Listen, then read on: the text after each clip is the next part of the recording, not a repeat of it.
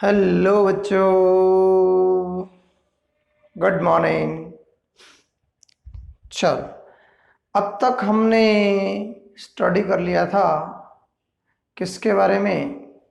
अर्थ magnetism के बारे में हो, चाहे टॉर्क ऑन द डायपोल हो। नेक्स्ट पार्ट हमारा स्टार्ट कर रहे हैं हम बोहर मैग्नेटॉन का, या हम ये कहें दूसरे शब्दों में कि magnetic dipole moment of an atom due to revolving electron.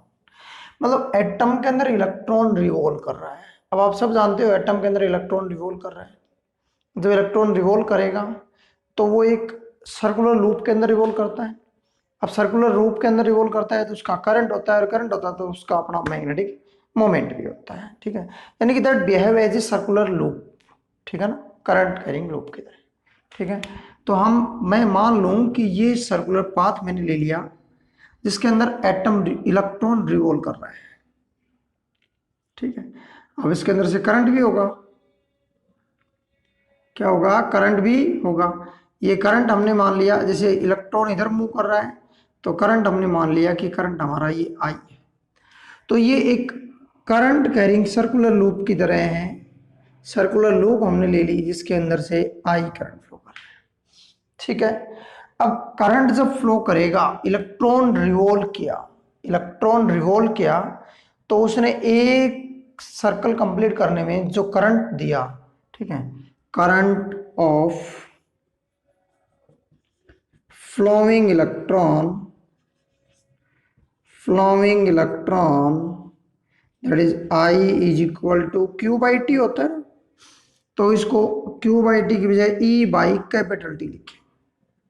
Capital T उसने एक चक्कर, एक रिवोल्यूशन कंप्लीट कर लिया है। अब हमें ये भी पता है, एज वी नो,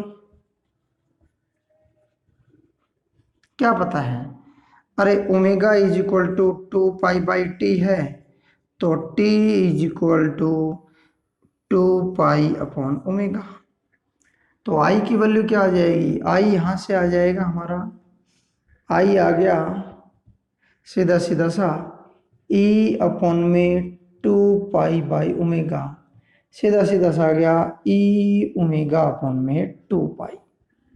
ठीक है, अब जब सर्कुलर पाथ में जाएगा तो आर रेडियस होगी, एरिया होगा उसका। ठीक है, A is the area of the magnetic loop, जो करंट कैरिंग लूप है। ठीक है, A is the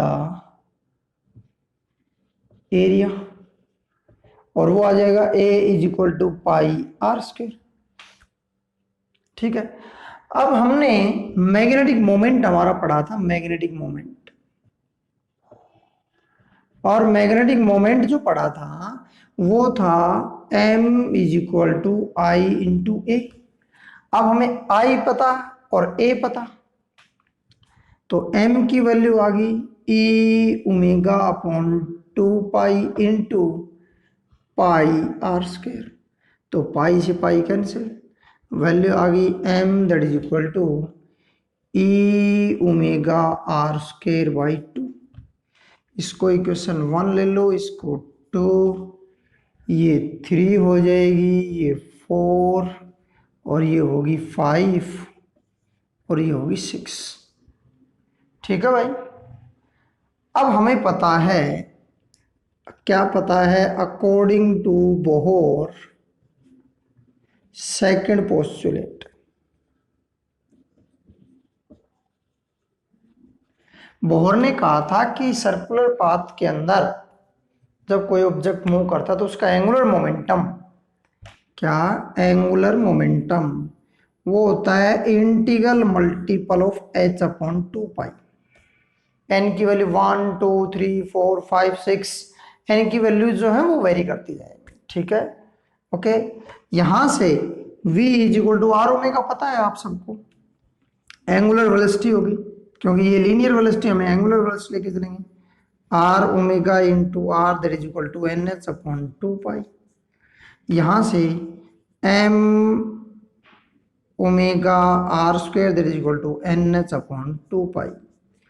omega r² एक तरफ रखो, omega r² that is equal to NH/2 pi. अब ओमेगा आर स्क्वेयर हमने कहीं ये इक्वेशन ये 7 ले लो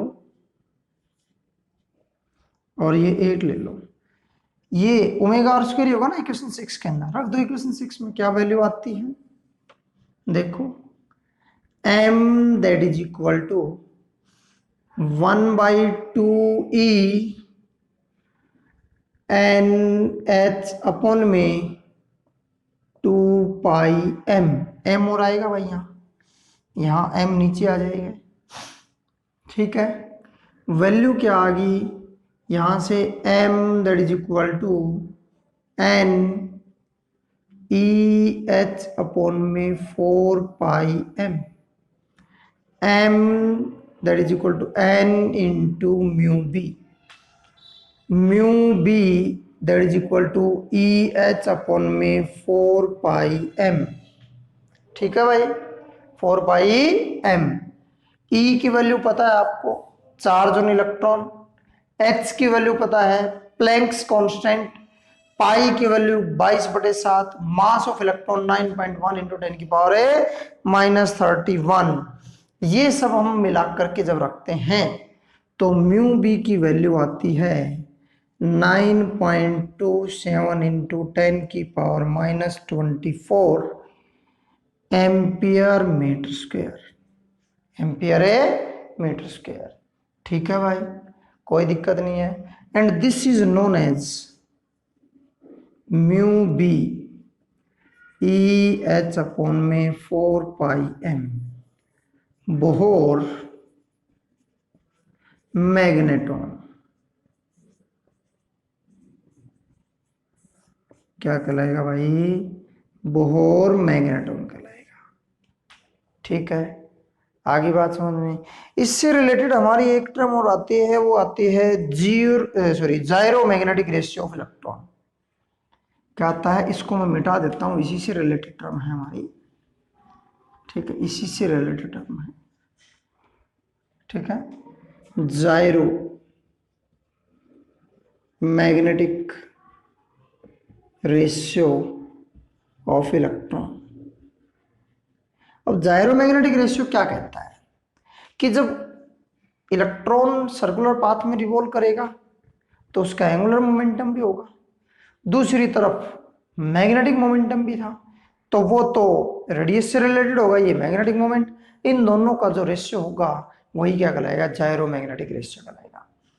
और वो था हमारा सीधा सीधा सा मैग्नेटिक मोमेंट था हाफ, क्या था भाई, ये था ना ई ओमेगा आर स्क्वायर, और ये था M omega R square, cancel out, value आ गई ई अपॉन में 2m। अब ये चार्ज और मास रेशियो तो आपको पता ही होगा कितना होता है चार्ज मास रेशियो, चार्ज कितना, चार्ज ऑन इलेक्ट्रॉन 9.1 इंटू 10 की पावर -31, ठीक है, सॉरी उल्टा कर दिया भाई मैंने, ये आ जाएगा 1.6 इंटू 10 की पावर -19, ये 2 गुणा 9.1 इंटू 10 की पावर -31, ये ऊपर जाएंगी 19 और 10 29, 10 के आसपास आ जाएंगी, तो ये वैल्यू आ गई हमारी भाई 8.8 इंटू 10 की पावर 10 कूलाम पर किलोग्राम। जायरो मैग्नेटिक रेशियो क्या था, gyro magnetic ratio magnetic moment to the angular momentum, ठीक है, मैग्नेटिक मोमेंट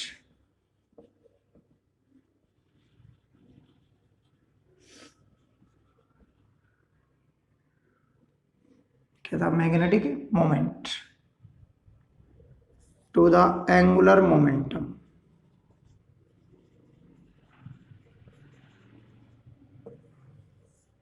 ठीक है भाई कोई दिक्कत नहीं है, चले आगे। चलो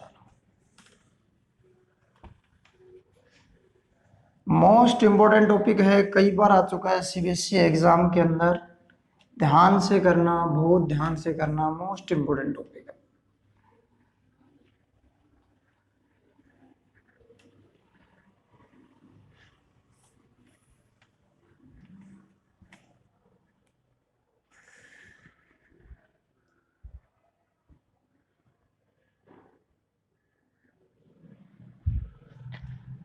नेक्स्ट हमारा है मैग्नेटिक एलिमेंट्स। और मैग्नेटिक एलिमेंट्स की बात करें तो वो एलिमेंट्स जो मैग्नेटिक फील्ड के डेवलपमेंट के अंदर, किसी भी मैग्नेटिक मटेरियल के अंदर फील्ड के डेवलपमेंट के अंदर हमारे असाइनमेंट दिए जाते हैं, असाइन किए जाते हैं, यानी कि जिनके अंदर, जिनका रोल मैग्नेटिक फील्ड, किसी भी एक मैग्नेट को के अंदर मैग्नेटिक फील्ड या वो फैक्टर्स जो मैग्नेटिक फील्ड की प्रॉपर्टीज को डेवलप करते हैं, मैग्नेटिक फील्ड के प्रॉपर्टीज को असाइन करते हैं कि ये मैग्नेटिक फील्ड इसके अकॉर्डिंग होगा, वो एलिमेंट मैग्नेटिक एलिमेंट कहलाते हैं। ठीक है, सबसे पहले हम बात करेंगे मैग्नेटाइजिंग फोर्स की। तो मैग्नेटाइजिंग फोर्स, जैसे कि आपके सामने मैग्नेटाइजिंग फोर्स लिखा हुआ है, ठीक है, मैंने यहाँ पर थोड़ा सा आपको शॉर्ट करने के लिए मैग्नेटाइजिंग फोर्स कर दिया है, ये लिख दिया है। ठीक है, मैग्नेटाइजिंग फोर्स वो फोर्स है, इट इज ए डिग्री, मतलब इट जस्ट ए डिग्री। ठीक है, ये क्या है, एक डिग्री है, डिग्री का मतलब उसकी वैल्यू है, मतलब उसकी स्ट्रेंथ है।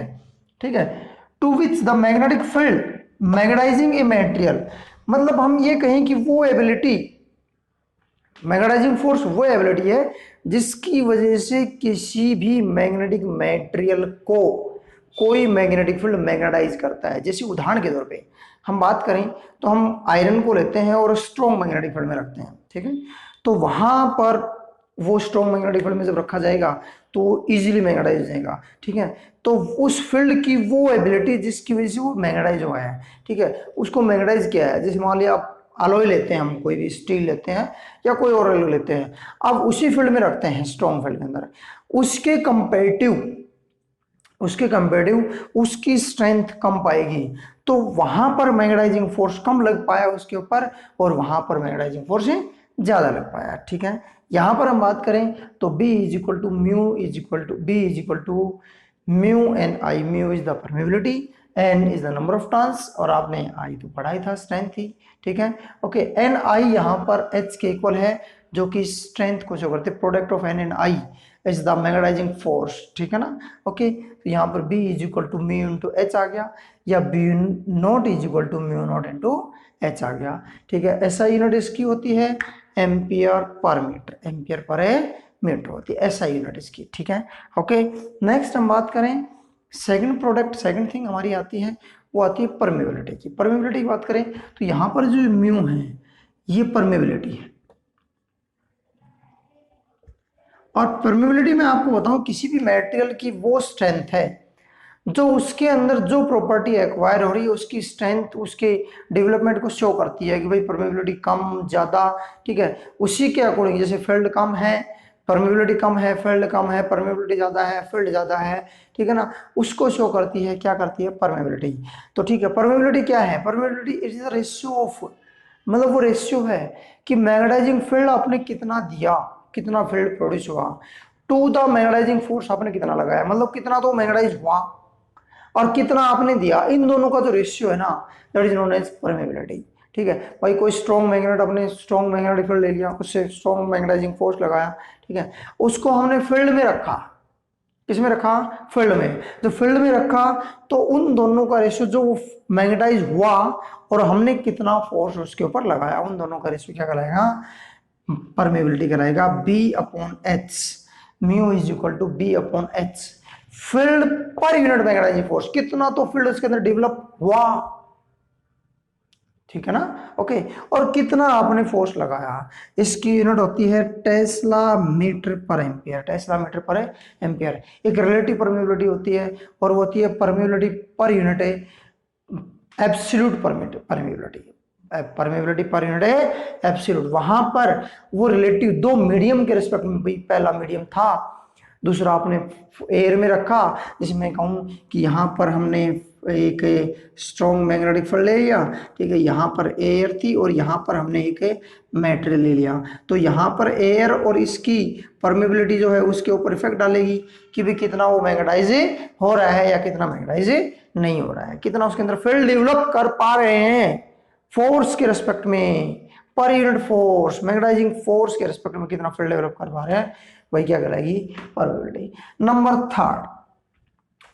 थर्ड कहता है कि नंबर थर्ड, जैसे आपने पहले तो फील्ड डेवलप किया, ठीक है, फिर उसको उसके रेशियो के रेस्पेक्ट में कितना फील्ड डेवलप हुआ, कितना रेशियो है। अब ये कहता है थर्ड कि उसकी इंटेंसिटी क्या है, इंटेंसिटी ऑफ मैग्नेटाइजेशन। और इंटेंसिटी ऑफ मैग्नेटाइजेशन क्या कहते हैं, जैसे देखो हम कोई भी मटेरियल लेके चलते हैं, वो मटेरियल हम थ्री डायमेंशनल ज्योमेट्री में होता है तो वॉल्यूम हमारा काउंट करते हैं, ठीक है। तो इंटेंसिटी ऑफ मैग्नेटाइजेशन कहती है magnetic moment per unit volume, magnetic moment है per unit volume, intensity of magnetization that is the magnetic moment per unit volume, magnetic moment per unit volume. अब मैग्नेटिक मोमेंट हमने पढ़ा था bar magnet का, magnetic moment क्या था, ये north pole था, साउथ पोल था, एम पोल स्ट्रेंथ थी, 2L लेंथ थी, तो capital m that is equal to m into 2L। Volume क्या होता है, एरिया इंटू 2L, 2L से 2L cancel, magnetic pole strength per unit area, मतलब एरिया के रिस्पेक्ट में कितनी पोल स्ट्रेंथ डेवलप हुई। कम पोल स्ट्रेंथ वीकर मैग्नेट, ज्यादा pole strength stronger magnet. Clear है, आगे बात समझ में। तो वो इंटेंसिटी कहलाएगी, क्या कहलाएगी, इंटेंसिटी। और इसकी यूनिट होती है एम्पियर पर मीटर, ठीक है। आगे बात समझ में, एम्पियर पर मीटर। नेक्स्ट हम बात करते हैं ससेप्टिबिलिटी की। और ससेप्टिबिलिटी कहती है कि आपने कितनी तो पोल स्ट्रेंथ डेवलप की और कितना उसमें फोर्स लगाया, कितनी तो पोल स्ट्रेंथ डेवलप की और कितना आपने फोर्स लगाया, ठीक है ना। ए मैग्नेटिक ससेप्टिबिलिटी जाई एम, ये जाई ऐसे लिखा जाता है एम, ठीक है।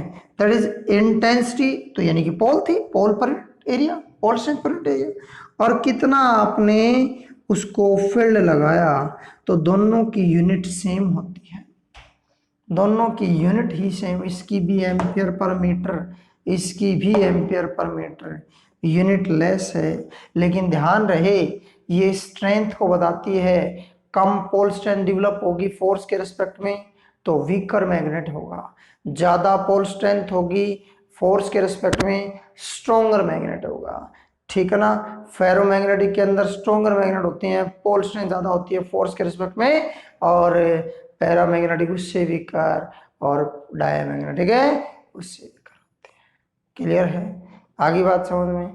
चलो अब इससे आगे हम लेके चलते हैं अगला आपका टॉपिक,